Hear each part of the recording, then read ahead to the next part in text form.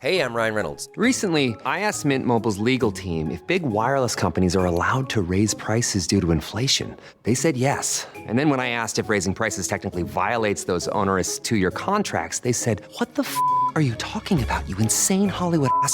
So to recap, we're cutting the price of Mint Unlimited from $30 a month to just $15 a month. Give it a try at mintmobile.com/switch. $45 upfront payment equivalent to $15 per month. New customers on first 3-month plan only. Taxes and fees extra. Speed slower above 40 gigabytes. See details.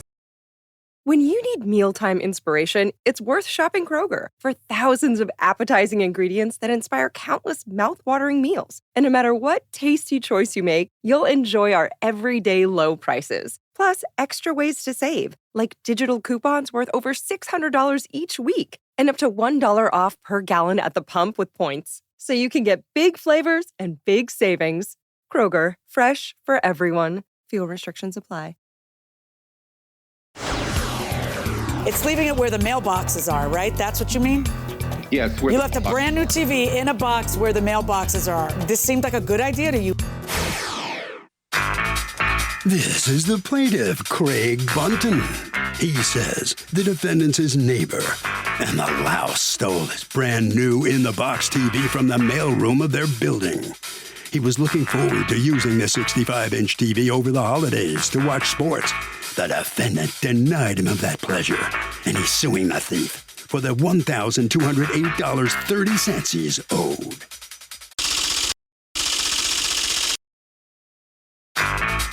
This is the defendant, Raphael Becerra.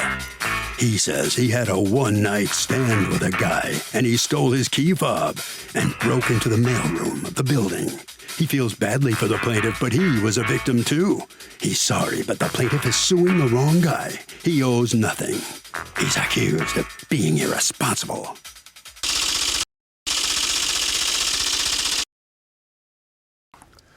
All parties, please raise your right hands. What you are about to witness is real. The participants are not actors. They are actual litigants with a case pending in civil court. Both parties have agreed to drop their claims and have their cases settled here before Judge Marilyn Milian in our forum, the People's Court. People's Court is now in session. The Honorable Judge Marilyn Milian is now presiding. Litigants have been sworn, Your Honor. Thank you, Doug. You're welcome. All right, Mr. Bunton, what's going on? Well, very briefly, I had a television stolen from me a week before Thanksgiving in 2021. How did that happen? Pretty much, as far as I can tell, Mr. Becerra had a guest to visit him, and he stole his key fob, used the key fob to go ahead and gain access to the mailroom, and absconded with my television. Right, but the television, how did it get into the mailroom? It came from my work. I put it there at approximately 8 p.m. Why did you put it in the mailroom that everyone in the building has access to? Oh, I had no other, assistance to go ahead and bring it up to the room. So when I got home. But you're leaving it, that's how, when you say the mailroom, you're making it sound like it was closed up. It's in a public place. It's like leaving it where the mailboxes are, right? That's what you mean? Yes. You left a brand new TV in a box where the mailboxes are. This seemed like a good idea to you. How did you get it there? Oh, I had to hire an Uber. And did Uber help you put it there, or did you put it there yourself? No, I had to go ahead and drag it in myself. And you couldn't drag it the rest of the way? No. I mean, I got it. I barely got it. I bet you wish you did now. So you go there in the morning, and what happens? What do you find? I go there at 8 a.m., approximately 8 a.m., and I see the manager there getting ready to begin her day. And she is there with the maintenance man, the handyman.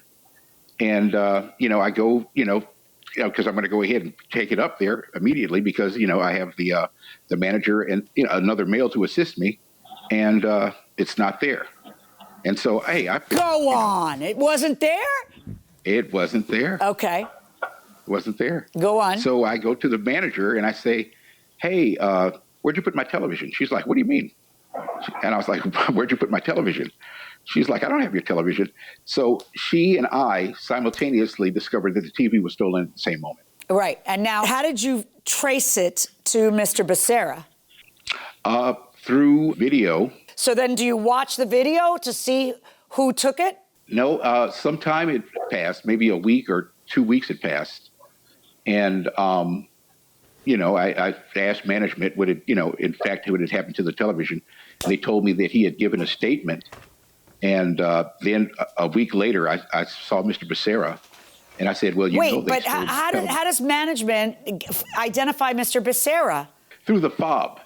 Okay. Each resident who has a fob, it's registered to that resident. And so they see the video, they see the time that the thing is taken. Could they identify who was taking it or no? Because the person had a mask and blah, blah. Well, if you're asking, I don't know if they could identify him visually. Right. The thief visually. Okay. But they just tied it. They tied it time-wise to the last key fob that opened, and the key fob that opened was Mr. Becerra's. Okay. That's correct. All right. And so when did management discover that? Oh, they discovered that the same day. The same day. So were the police called? Oh, yes. Yes, they were called. And so on the same day, did the police understand that, hey, maybe it's time to knock on Mr. Becerra's door? Oh, no, I don't know. I continued on. I went to work. So when you talked to the police, did you find out if they ever knocked on his door and took a peek? Oh, well, I was told by management that they talked to Mr. Becerra. Well, how about looked in his apartment? Now, they didn't, discuss that with me. I gave my Mr. report. Becerra, what's going on? Well, Your Honor, basically, I had a one night stand with someone, which was my company. After I'm done, I go and drop him off. But before that, I go into the room. Who is this person? I don't know. I don't know him by name. You don't know him by name, but you're dropping him off where? I dropped him off where I picked him up from. Was this a hooker? Yes. So you brought a hooker into the apartment building. Go on. Yes, and then right before I went to go drop him off, I went into the mailroom to check to see if I had any mail. And I came out of the mailroom. We went, into the car and drove him to where I dropped him off at. And like 30 minutes later, I get a call asking me if I was here at home. And I was like, no, I'm not. I'm at the park, What are you doing at the park? Well, at the time, something had happened with my Cadillac converter. So I was, before I dropped him off, we stopped and got some tamales. I gave him his, dropped him off, and then I went to the park to eat the tamale. Who'd you give the tamale to? The unidentified person whose name you don't know? Yes. Okay. Yes. Well, the name he gave me was Danny. Okay. But what hooker's going to give you their correct name? So I don't know. I don't know what hooker protocol is. I'm sorry. Go ahead. So I was looking at prices of Cadillac converters, and when I was doing that, I get a call from my housing specialist saying that. Asking me, was I here? And I said, no, I'm not. She said, well, you need to get here quickly if you can because... What's a housing specialist? We live in low-income buildings, so I have someone who's assigned... I'm assigned to someone to... Okay, so do you pay rent or do the taxpayers pay your rent? I pay rent. How much rent do you pay? 30% of rent. Okay, of my, so 70% of the taxpayer money is paying your rent so that you can have money to bring hookers into the building. Because that's how you choose to use your disposable income. Yes. Okay. Well, God bless California. All right. So your position is I didn't do it. The guest did. How do you know that? Well, I didn't know that at the time until I got the call.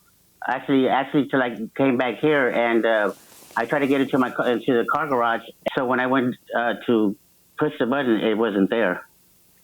So the only thing I can think of was that my guest took it out of my key loop when I got off to buy the tamales, and I didn't find out about that until I came back to get into the garage, and I called my housing specialist and I told her, I said, Taylor, I said, I know what happened now. I said my key loop is gone, and that was it. I had to call the police and check my place, and a couple of items of my stuff was stolen, so I filed a police report myself. How was your stuff stolen?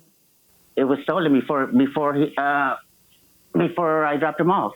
Well, where is he hiding it? He had a backpack. How did he steal what did he steal of yours? It was a government-issued tablet and a bracelet, silver bracelet.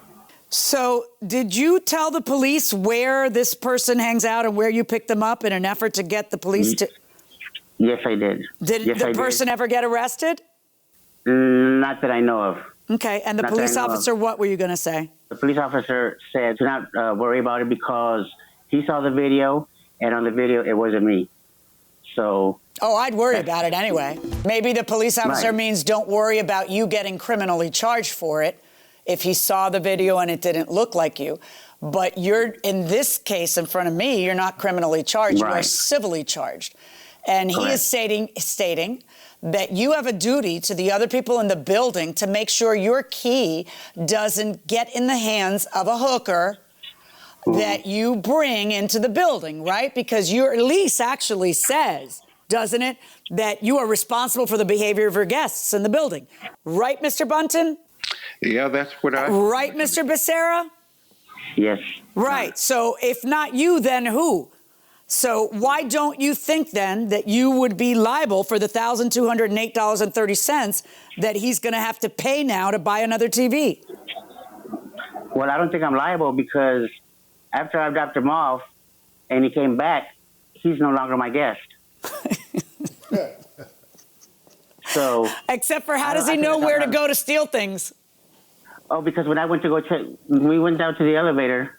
I mean, when we got out of the elevator, the mailroom is right there, and it's got a glass window and everything. So when I went in, I was the only one that went into the mailroom, but he stood aside. And so you had the poor taste to bring a thief in who you showed him the address, you showed him the mailroom, and you showed him that there was a TV set there, and then you left him alone with your keys, but you don't think that it's because you brought that guy home? Because if you hadn't brought him home to this building, this wouldn't have happened. You know what? Right. Pay the guy $1,208.30. Pay Mr. Bunton.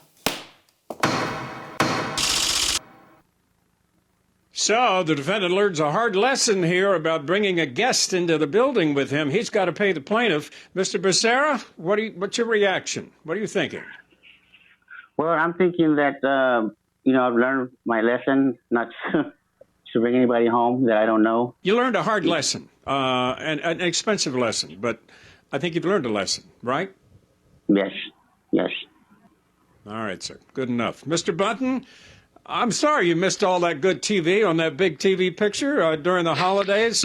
Have you replaced the TV yet? Not yet. I was trying to gear up for everything. I missed the Super Bowl. I missed the Rams march to victory. And you know what I mean? That, I think, says it all, Mr. Llewellyn. Good for you for bringing him to court. That's a good idea. A lot of people wouldn't have done that. All right, Harvey. So, Doug, this is a pretty simple principle. The defendant is responsible here because he gave this guest the access so that when you have access and it's given to you and the person who has access steals something, the defendant's responsible. Why are judges addressed Your Honor? I liken Your Honor to master.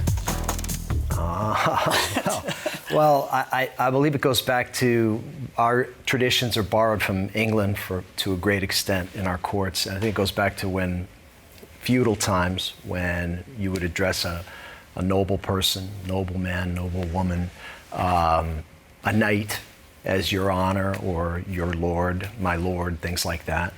But it's interesting, in different countries, they use different terms. Like in England, I think it's my lord or my lady or your lordship, your ladyship, stuff like that. And until about 20 years ago. In the islands, it's Your Highness, which I also answer to.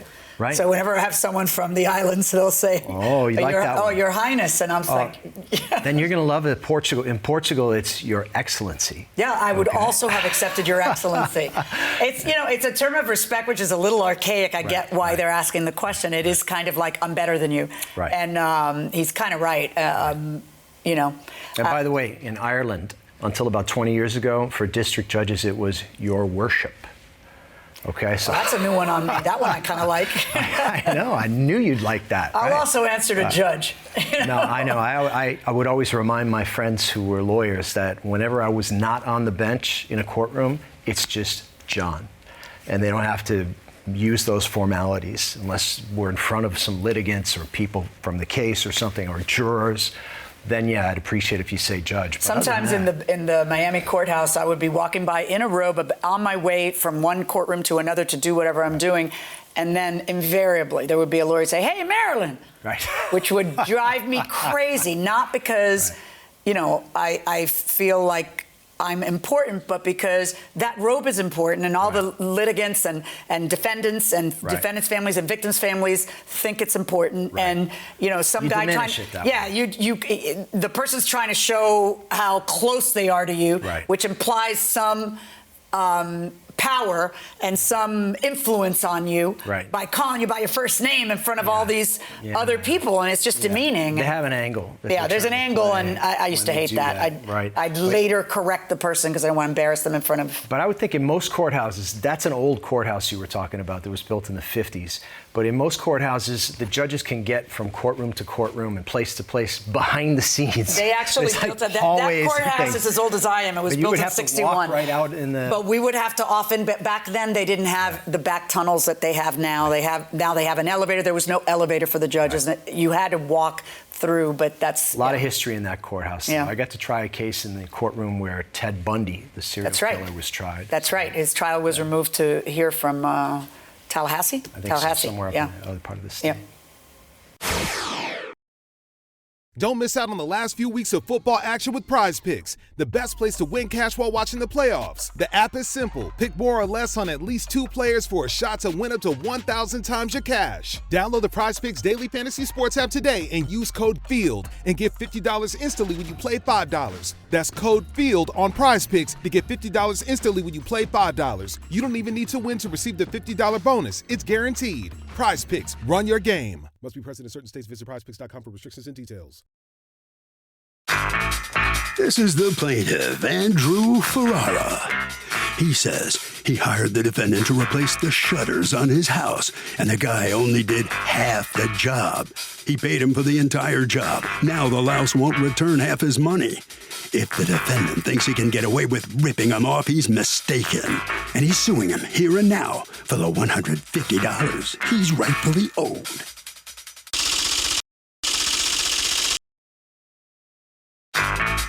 This is the defendant, Scott Human. He says the plaintiff ordered the shutters, but when he showed up with his worker to install them, he realized the shutters were the wrong size. The plaintiff admitted he made a mistake. He reordered new ones. Now he expects him to rehire his workers and go all the way back to his house a second time for the same money? No way. He's accused of refusing a refund.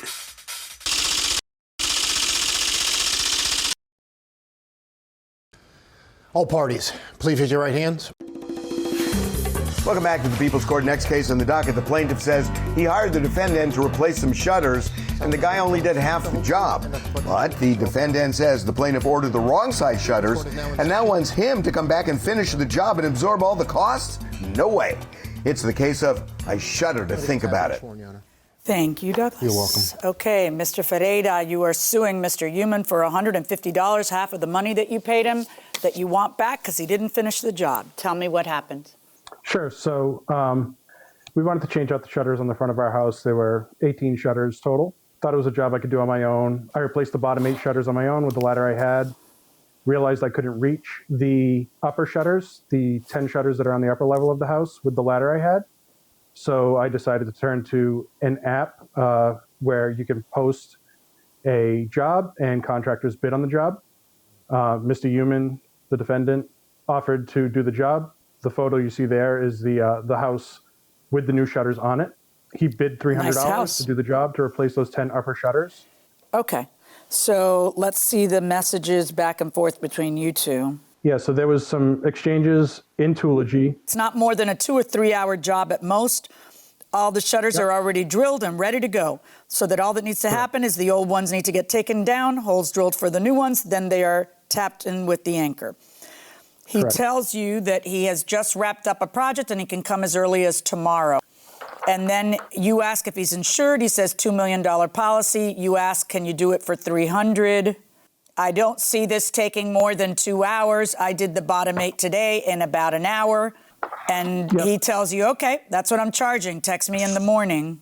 Yeah, so the bid came through as $321, but there was a $21 fee. He suggested going around the app, which is what I did, which is the text you'll see in the text messages. How'd that work out for you? Yeah, that was fine. So we agreed. He came for the $300, and when he arrived, he showed up that afternoon. I believe it was a Tuesday afternoon. All right. So he comes, and you had. I'm sorry to hear this, Mr. Yeoman. You had suffered a stroke how much earlier? 2019. Okay, and so you're recovering, and from that, and you. I don't do the work. I observe the workers and make sure they're doing the job. Okay. All right, and they're the ones who go up, or the worker is the one who goes up on the ladder. Yes. Okay, and so he comes and he takes off all the top shutters, right, Mr. Correct. Ferreira? And then what happens? Yep. So at that point, as you can see by the picture in the house, it was on us. We inadvertently ordered shutters that were all the same size. I had measured the lower ones. We ordered the 18 shutters, and again, just based on sight, we had assumed they were all the same size shutters. As so happens, the upper shutters are slightly different size than the Just lower based on sight, but you want me to look and see that, in fact, they aren't. I mean, if you had counted the sidings, you would have seen that, what is it, the bottom are bigger than the top, or the top are bigger than the bottom? I think the bottom are bigger than the top. Absolutely right. Right. All right, so you ordered the wrong size shutter for the top, and then what happens? So at that point, so his worker had taken the upper shutters down, went up with the upper ones and realized that they were the wrong size, notified me, and I came out and we had a discussion about it. Within that discussion, they actually needed a part. They needed a drill bit. He didn't have the drill bit, or it broke. I don't remember exactly. I loaned them mine, which was fine, to save them the trip to Lowe's to get the new one. And I said, to do what? You weren't going to put these up, right? No, I had the drill bit. No, but I'm saying to do what? You saved him a trip to Lowe's to do what? Because to buy a drill bit, because he needed a drill bit to drill the holes. Right, but just a second. We already, like, instead of just putting up your shutters and saying adios, he puts it up and he says, this isn't right. They alert you that you bought the wrong shutters, so they're not going to put these shutters up, right? Correct. No, they didn't. He held them up. He didn't screw them in or anything. He just held one up so I could see. So I said, let me see if Lowe's has them. They offered to run to Lowe's because they needed to get that drill bit anyway to complete the job. I had offered to loan them mine, which was fine. There was no discussion of charging me to run to Lowe's. Lowe's is less than 5 miles from our house. So I said, that's fine. I offered to go. He said, nope, we can take care of it. They went to Lowe's. I gave them an additional $300 in cash to go to Lowe's to purchase the new shutters. They bought them. Came back, they were a slightly different style, again, from the street. Right, why wouldn't you just go? Because I would never leave that to a workman. I just wouldn't. I would, that's kind of a, you know what I mean? Yeah, no, I mean, he offered and I know he offered, but what were you doing that you couldn't go? You were at your house. I was working. At your house. Correct. Right. Okay, so he comes and it's not the style you want, so now what? Now he's got to go back to Lowe's and return that batch. Nope, he didn't go back to Lowe's. I took the receipt. I offered to return them. Okay. We realized, we looked them up online, those shutters, they needed to be ordered. So I said, we'll order the right shutters and, you can come, maybe you can come back. And he said, yeah, we can work that out. Let me know when you get the shutters in. All right, so you get the shutters in, and what do you do when you get the shutters in? So there was dialogue. Shortly later that afternoon, the day that they came to and remove the upper shutters, he started talking about charging me to come back out. And there was no discussion of that when they were at the house. They were here for a total of 90 minutes. And I said, I'm not paying an additional, he started at 300, went down to 200, landed at around 150 to come back out to put the shutters up. And I said, I've paid you $300. We had agreed to take down the old shutters and put up the new shutters and half the job. Right, you kept bragging about how it was 2 hours work though. And he had been there 90 minutes and then he wasted time going back and forth to Lowe's for you. So what did you think? You thought it was fair to make him come back and you not pay him anything? No, I offered to pay him. He was there for a total of just over 2 hours when you include the trip to Lowe's as well. I offered to pay for, his mileage to come back to, I think $50. He lives 10 miles away from here. I offered to pay him an additional $50. All right, let me hear from you, Mr. Yeoman. Most of what he says is fairly accurate. He got the wrong shutter, and we went to Lowe's on his suggestion. He went online and said, they have the right ones here. Go get these. So we went and got them. And the amount of time we spent at Lowe's. So the ones you got are the ones he showed. Like, did he give you a piece of paper to show you which ones he wanted?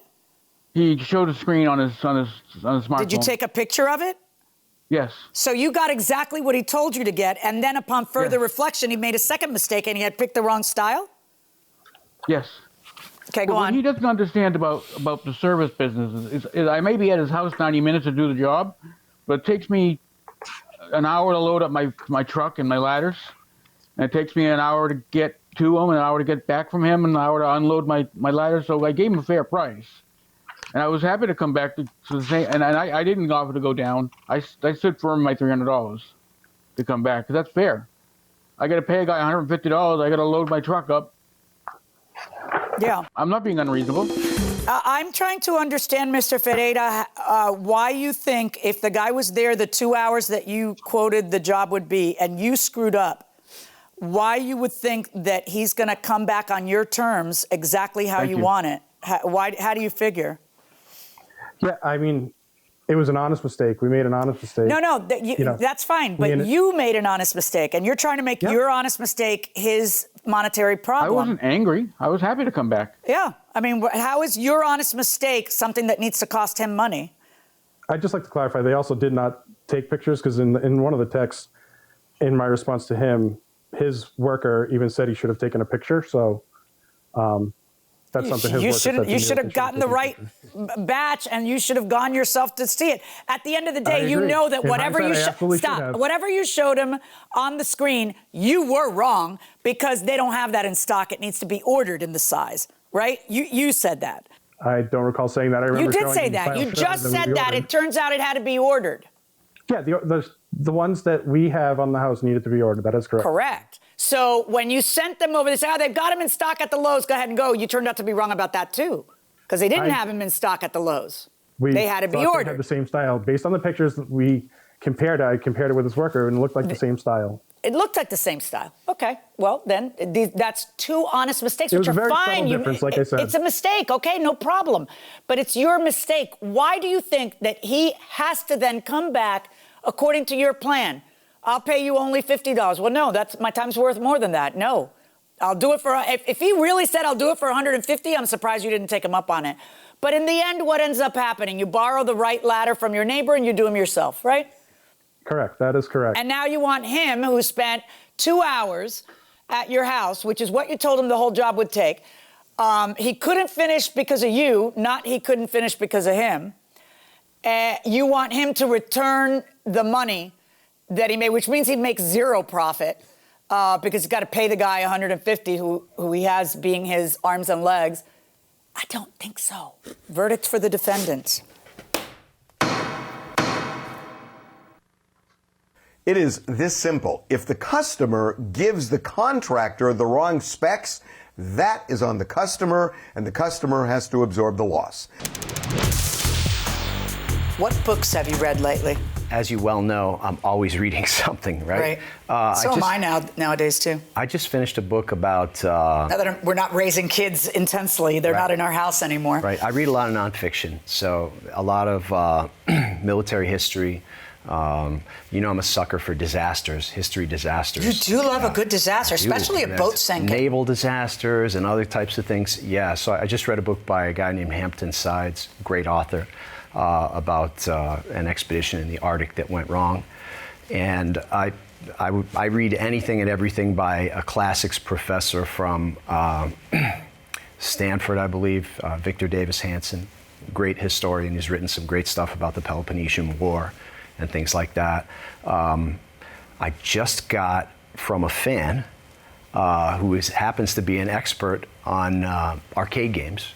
And has written, a pinhead. He's written a number of books. He's very well known. His name is Bill Kurtz, and he's written some books on pinball. He was kind enough to send them to me. So, as you know, you haven't dropped them since you got them. I read them in between shows and everything. I can't put them down. What about you? Have you read anything? I read a lot of thrillers, as you know. I do love nonfiction. I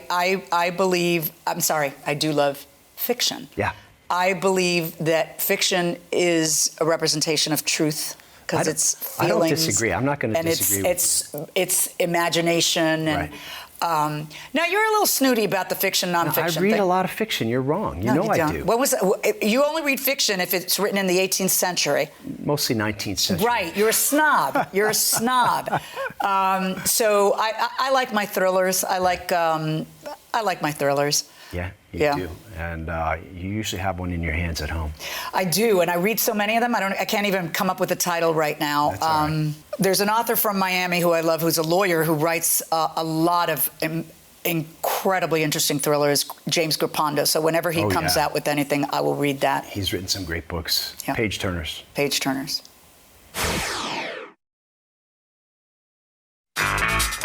This is the plaintiff, Leslie Saka.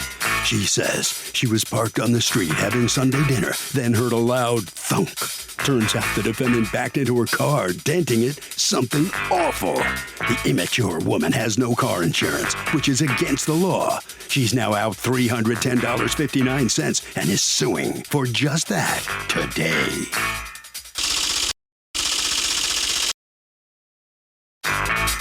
This is the defendant, Rebecca Brown. She says she paid for the woman's damages after she accidentally backed into her car. But now, the greedy woman is coming after her for a rental car. That's not fair. The plaintiff has insurance. The insurance company should rent a car for her if she chose to rent one. And she just wants this woman to leave her alone once and for all. She's accused of a rental car run around.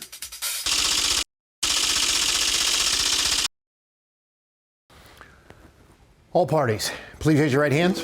Welcome back to the People's Court. Next case on the docket.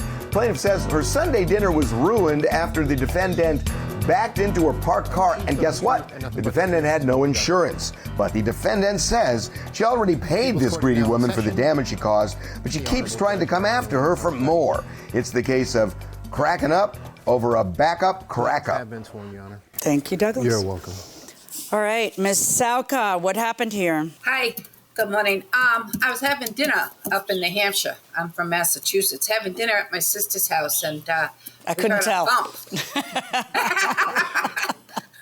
Go ahead. And you heard a thump. And we went running out, and we saw Miss Brown's car moved up a little, but she had hit my car. My car was parked there, and we have dents to the car that needs to be repaired. They got repaired slowly, but I want my rental. Okay, so how long was the car in the shop? 2 weeks. Okay. About 2 weeks. And so the $310.59 that you're suing for represents the rental of a car to tide you during that 2 week period. All right, so when you say the damages to the car got paid for by whom? Well, apparently, Ms. Brown has set up a $20 a week or month payment plan to pay back my insurance company because she doesn't have insurance. The state of New Hampshire, I guess, says you don't need to have it. Really? You don't need insurance in New Hampshire? No, you don't. Really? Not right away. Not right away? Well, I don't think you need it at all. But this happened a week before I got insurance. Oh, yeah, it always does. Yeah, people can run out and get insurance after they get sued for damages they caused when they didn't have insurance. But the idea is you're not supposed to drive until you have the insurance, just in terms of wisdom, so you don't end up in this position. How old are you? You seem so young to me. I'm 21. Yes, you are so young. You're saying, Judge, I'm already paying $3,000 for that car, and why should I have to do that? She could take a bus. Does someone owe you money and you can't get them to pay you back? Well, contact us at peoplescourt.com and hit submit your case.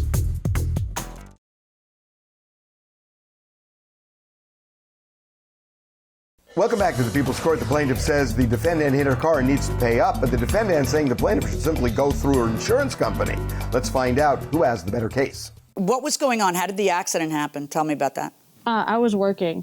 I was a delivery driver for Papa John's in Nashua, and I was delivering. And I was just backing up to turn around to come back the way that I came because I don't know Nashua. I know Manchester because that's where I'm from. So I was just backing up. And so you're making a U-turn in the middle of the street instead of just making a right turn, then a right turn, then a right turn? Like, in other words... Well, I wasn't in the middle of the street. Okay, well, where was her car? On the side of the other street. Okay, and then you hit her car, right? There's no debate about that. Well, yeah, I know I did that. No, right, that's what I'm asking you. There's no debate about that. Yeah. So why is it, tell me your defense then. She wants you to pay for the rental car she had to pay for, and your defense to that is what? That I'm already paying for the damages, which is literally almost $3,000, and I don't make enough to just hand her over $300 at once. I have 2 kids I have to take care of, and I just moved and got an apartment and paying bills on my own and trying to make it all work. I can't just hand her $300 at once, especially where like the rental car was like on her. Nobody told her to go get a rental car either. Like, I don't know. Just also like, I'm pretty sure if you like her insurance company even said her car wasn't even in there 2 weeks. Okay. The rental car bill says 14 days, and then the question is, how long did the repair take? So do you have any proof of how long the repair took? Because I need to link that up, Ms. Sauka, and know that it took 14 days and not that you had a car you liked that you wanted to keep an extra amount of time. No, they didn't give me anything. I thought I sent you everything that... So I'm going to require you, Ms. Sauka, to give me something from the folks at the repair shop of how long the repair took. And now let's you and I, Ms. Brown, talk about whether or not that's something you should pay or that's something on her because she decided to rent a car. The way court works is when the plaintiff sues the defendant, the plaintiff has the burden of proving by a preponderance of the evidence that you did 2 things. 1, you hurt her by doing something wrong. And 2, that something wrong cost her X. The first part is called liability. Are you liable? That's a slam dunk. You admit that you hit her car. The next part is damages, and that's the part you're disputing. You're saying, Judge, I'm already paying $3,000 for that car, and why should I have to do that? She could take a bus. But you're wrong, because what the law says is that any damages that she suffers that are approximately caused by your bad are her damages. So if she were to come here and say to me, I needed retail therapy. I went out and bought $1,000 worth of clothes. She has to pay for my clothes. That would not be a proximate cause of you hitting her car. But when she comes in here and says, hey, I'm out of car for 2 weeks and I need to rent a car for 2 weeks, that would be a proximate cause. You see? What is she supposed to do? Walk or take a bus because you hit her car? That's you damaging her. She has a right for you to pay for her rental if you were liable. So she is right. This is a covered expense. I am, however, going to require something from the auto body shop that says how long that car was in there. Assuming that it's the full 2 weeks, then I am ordering the defendant to pay you the $310.59. How long do you think you need to get me the evidence of how long the car was in repair? Oh, 2 days. All right, I'll give you a week, okay? That's my judgment. Good luck, folks. Thank you. So the plaintiff will prevail if she can provide the judge or the court with the document that the judge has requested. We all got an education in insurance, why it's necessary and how damages work from the judge in this case. Ms. Brown, you listened closely. Have you learned something? Yeah, just have insurance when you drive. Well, unfortunately, it looks like you're going to have to pay that $310 you're seeking if the documents can be provided by the plaintiff. All right, Ms. Saga, you sure you can provide that document to the judge? I know I can. Yeah. Yeah, for sure. All right. Good enough. Okay, well, thank you very much. Congratulations. I know it's preliminary, but I would assume you're going to prevail here. Okay, good enough. Take care. All right, Harvey, what are you thinking? Doug, a little update here. The judge did determine that it took 2 weeks to fix the car, and as a result, the plaintiff got $310 and change for car rental. Now, the reason that the plaintiff got this money is that it is foreseeable that when somebody hits your car, you're going to have to take it in for repair. You need transportation to get to work in other places, and as a result, you're going to have to rent a car. So the rental cost should be part of the damages you suffer when you get smacked. Marilyn, what's the worst injury you've suffered in the last 5 years or so, and whose fault was it? Probably when I hurt my knee coming off the bench, and it was my fault because I missed a step. I was so taken by what the the litigant was lying about and getting down to the chart and showing him how it couldn't have worked that way, that I missed a step. So that happened right here in the studio. That happened here in the studio, and then and my knee was really, it blew up to like twice the size, and it was, I don't know how I didn't shatter bones, but I didn't. And we put ice on it right away, and we just had a little bit left of the case, and my producer said, "Do you want to call it a day?" I'm like, "No, I'm going back out there." And then the next day, when I was getting off the bench, all of a sudden I hear, because they're quite the pranksters here at the People's Court. Right. I hear like sirens. As soon as I'm getting off the bench, I hear sirens going, and my stage manager and my executive producer run out with hard hats, like it's a construction site, and these big foam padding so that nothing would happen. But that did hurt. That hurt a lot. That hurt a lot. Do you wear heels? Were you wearing heels? Yeah, I was wearing heels, but so it you're wasn't wearing heels, and then you got to step down. But it wasn't the heels' fault. I missed a step. Okay. Yeah. And I'll bet when that happened, you thought to yourself, "Oh my God, well, they're never going to air this because, I mean, come on, I took a header right off the bench, right?" And much to your surprise. I don't care. The funny part is that when it did air, our oldest child texted my executive producer's oldest child and said, "What is the meaning of this?" Which is kind of neat because we've been on this show for 21 years, and that's kind of the thing I love the most about the People's Court is how collegial it is. It's very, everyone likes each other very much, and everyone gets along and respects each other very much. And our children met when they were little, and now they're grown-ups and still communicate and stuff. It's kind of cool.